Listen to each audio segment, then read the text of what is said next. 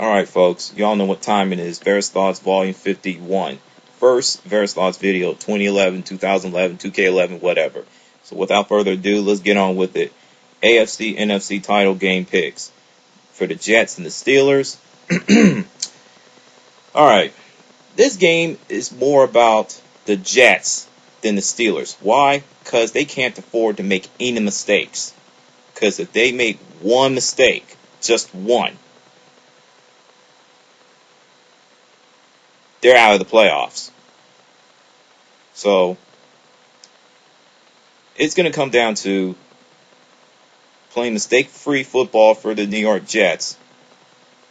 Running the ball. Don't put the ball in Mark Sanchez's hands where he's going to end up, making crucial mistakes. I mean, he's not a terrible quarterback like most people say he is, but he's not this great quarterback like some people make him out to be. He's average.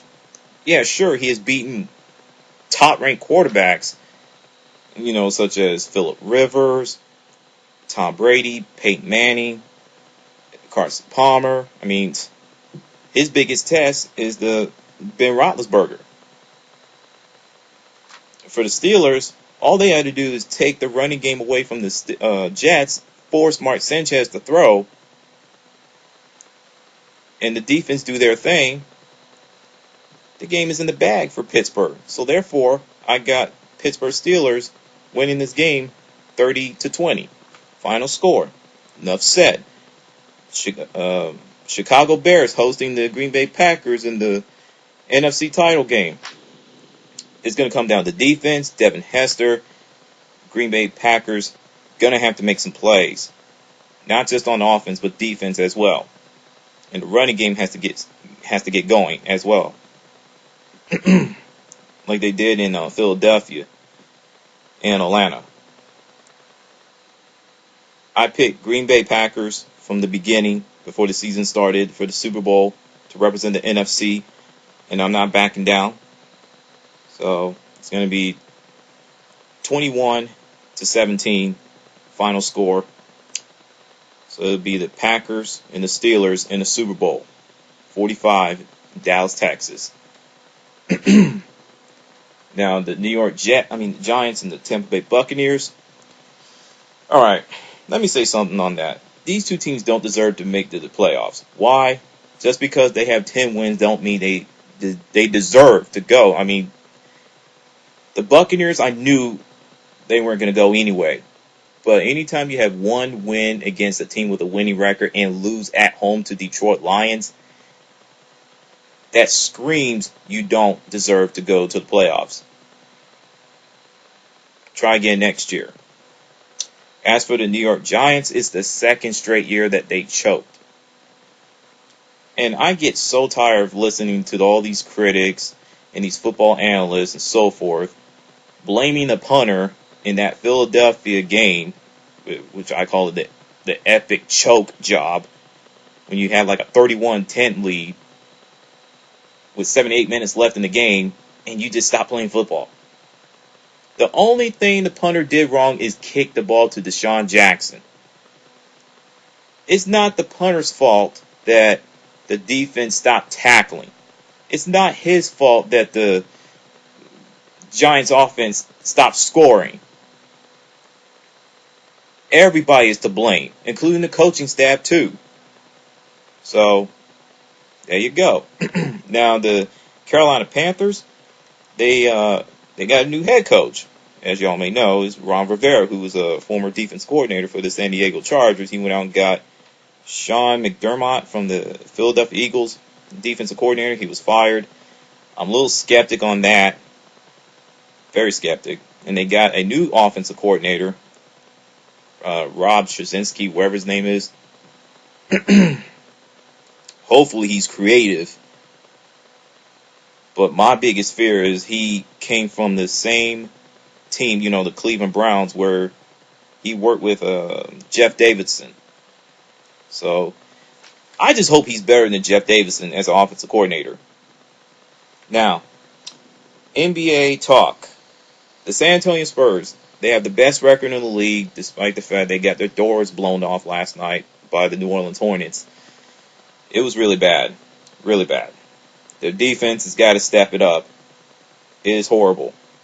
Cleveland Cavaliers, oh my God. They flat out suck right now. I feel bad for the Cavaliers fans. As for the Orlando Magic trade, I'm not shocked or surprised that Vince Carter got traded. I thought he should have been traded last year. Rashard Lewis, I'm surprised. Helu Turkoglu made his way back to Orlando after he basically quit on the Toronto Raptors to go to Phoenix Suns. I guess Phoenix thought that it just didn't work, he didn't fit in their offense, so they just shipped him out. So they got Gilbert Arenas, so the gunslinger. I like to pack heat. At least he's getting a fresh start. It's better than nothing. The Arizona shooting in Tucson. That's crazy. Gabby Gilfort's got shot in the head. 6 other people died, including the 9-year-old girl. I hope that young man I hope he get the lethal injection. If not, someone's going to murder him in prison. That's just wrong. Just dead wrong. Now, I don't know why people love to use the word overpower in first-person shooters in video games. That just gets tiresome. There's a difference between overpowered and overused. Overpower is MP40 in Call of Duty World at War. That was overpowered. That was ridiculous. Treyarch knew that gun was overpowered, but they refused to patch it, or let alone nerf it. They thought, it's fine. People complaining. So overused, like a weapon's being everyone uses, AK-74U or the FAMAS too much. That's overused. So now camping in team deathmatch. Jesus, I'm telling you, if woo. Wow, I get so sick and tired of players camping in team deathmatch where there's no objective at all. All you're doing is getting more kills than the other team. That's objective. Okay. If you want to do all that, why don't you go play free for all? God, that just drives me nuts when players camp in team deathmatch. That irritates me to no end. So, I be playing with mature gamer club members and so forth. I get irritated as hell when people do that. And some of the members who I play with, they know. They'll tell you I get irritated. I mean, that's just... it's stupid. When you have half the team wearing Ghost, that's a problem. Now, speaking of Ghost haters are crying about it. That perk is overpowered. I kept my mouth shut for long enough about that perk. Now it's time for me to just say something. Ghost keeps you off the enemy's radar. That's what it's supposed to do, right? Or am I wrong? Ghost Pro, you're invisible to the enemy kill streaks. Most of it. Except Blackbird, Attack Dogs. I don't know why people cry so much about that damn perk. Oh, it's overpowered, it's overused. Oh, shut that. God. I mean, it ain't that bad. If you want to talk about a perk that is just absolutely horrible, let's look at Second Chance. The worst perk in the history of Call of Duty. For some reason, it has made its way back to Black Ops. Oh no, nobody doesn't want to talk about that. Everybody wants to cry about that damn Ghost perk. Just for that, I'm going to use it just to piss every last one of you guys off. I'm going to do it. What else? And people, oh yeah, one more thing. People are crying about the Ghost Perk. They wish that Treyarch would move it to second tier slot. Do you know how stupid it sounds?